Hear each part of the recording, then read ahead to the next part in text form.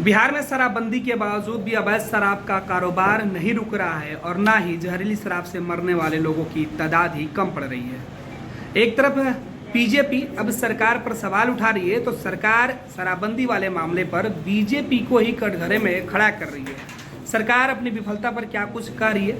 हमारे साथ सत्ताधारी पार्टी यानी जेडीयू के मुख्य प्रवक्ता और पूर्व मंत्री नीरज कुमार हमारे साथ मौजूद हैं। इनसे ही बात करते हैं, समझते हैं कि आखिर बिहार में शराबबंदी के बावजूद आखिर इस तरीके के मामले क्यों होते हैं। बंदी एक सामाजिक जकड़न पर प्रहार है और भारतीय जनता पार्टी को ऐसे सवाल पर नैतिक अधिकार नहीं है बोलने का। इसका मतलब साफ है कि नरेंद्र मोदी जी को ये नेता नहीं मानते। तो 5 जनवरी 2017 को जब महागठबंधन की सरकार बिहार में थी, 350वां प्रकाशोत्सव में आदरणीय प्रधानमंत्री जी आए थे।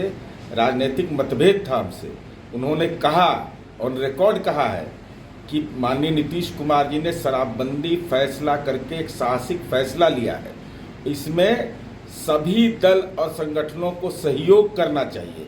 आलोचना का अधिकार नहीं दिया है। लेकिन अब भाजपा के नेता बिहार में ये तो पॉलिटिकल कोरोना वाले शिकार हैं। अब यह बताना चाहिए भाजपा को कि डॉक्टर भीमराव अंबेडकर का जयंती तो मना लिए, तो 17वां प्रतिज्ञा जो उनका था शराब के संबंध में, उसका अनुपालन कब करिएगा? देश के अंदर में जहाँ जहाँ आप शासन कर रहे हैं वहाँ शराबबंदी क्यों नहीं लागू किया? और ये जो घटना अब तक जो प्राप्त जानकारी के अनुसार है, यह तुर्कौलिया में रघुनाथपुर में ये घटना हुई है। पोस्टमार्टम भी हुआ है और साथ ही साथ 7 लोगों की अब तक गिरफ्तारी सुनिश्चित हुई है। प्रशासन तमाम तथ्यों की जांच कर रहा है और तुर्कौलिया के इलाके में पहले भी प्रशासन लगातार इस दिशा में काम कर रहा है। लेकिन अब ये जहरीली शराब है, लोग यह जानते हुए भी शराब पी लेते हैं कि जहर है, स्वास्थ्य के लिए खराब होना अलग बात है, लेकिन जहरीली शराब को पी लेता है तो ये निश्चित रूप से एक चिंता का विषय और चुनौती का है। और इसको एक राजनीतिक संदर्भ में देखने से बेहतर होगा इसको सामाजिक संदर्भ में इसको देखना चाहिए। नीरज जी, सरकार की विफलता नहीं दिख रही है क्योंकि अमूमन बिहार में इस तरह की घटना हो रही है, उस ये देश के अंदर में ऐसा कहीं नहीं है। गुजरात के अंदर भी 1960 के दशक से है शराबबंदी के। वर्धा में लोग तो पूर्ण शराबबंदी है गांधी जी के भूमि पर, वहाँ भी इस ढंग की घटना हुई है। ये मरने वाले संख्या बिहार में ज्यादा होते जा रहा है। आप जितना सख्ती की बात कर रहे हैं संख्या उसी तरीके से बढ़ रही है। छपरा का भी नहीं, आप समझ लीजिए कि हमको जहाँ तक जानकारी है कि बिहार में तो शराबबंदी लागू करने के लिए जो कार्रवाई की गई, कितने पदाधिकारी बर्खास्त हुए, कितनी कार्रवाइयाँ हुई, कितने लोगों की संपत्ति, अभी कल ही दिया कि ईओयू को आर्थिक अपराध इकाई ऐसे लोगों की संपत्ति भी जब्त करेगी। लेकिन देश के दूसरे राज्यों में जहाँ शराबबंदी लागू है ऐसे प्रभावी कानून नहीं है, हमारी जहाँ तक जानकारी है।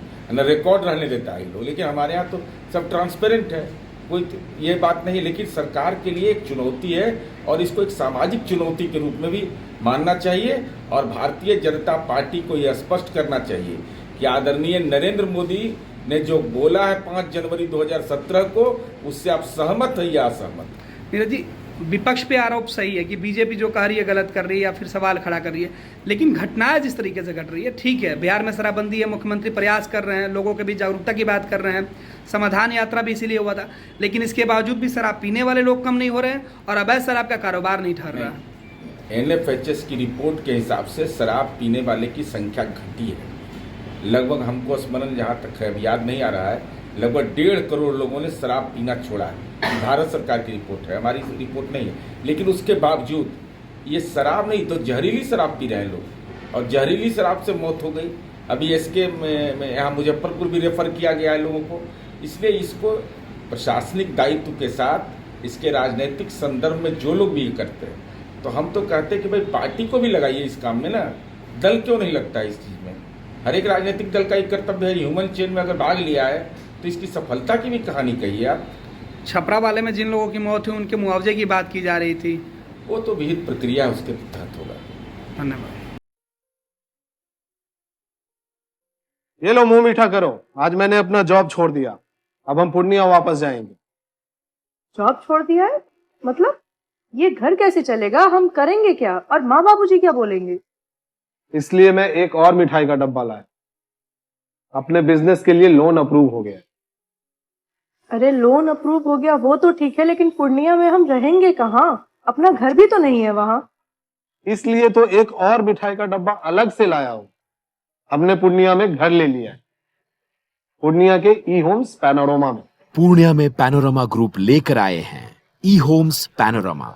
बड़ा घर, आलीशान जिंदगी और अत्याधुनिक सुविधाओं के संग। अरे अरे, अब क्यों मुंह मीठा करवा रही हो? क्योंकि हम घर वापसी जो कर रहे हैं। घर वापसी की खुशी पूर्णिया में ई होम्स पैनोरमा के संग। ई Homes Panorama, luxurious lifestyle redefined.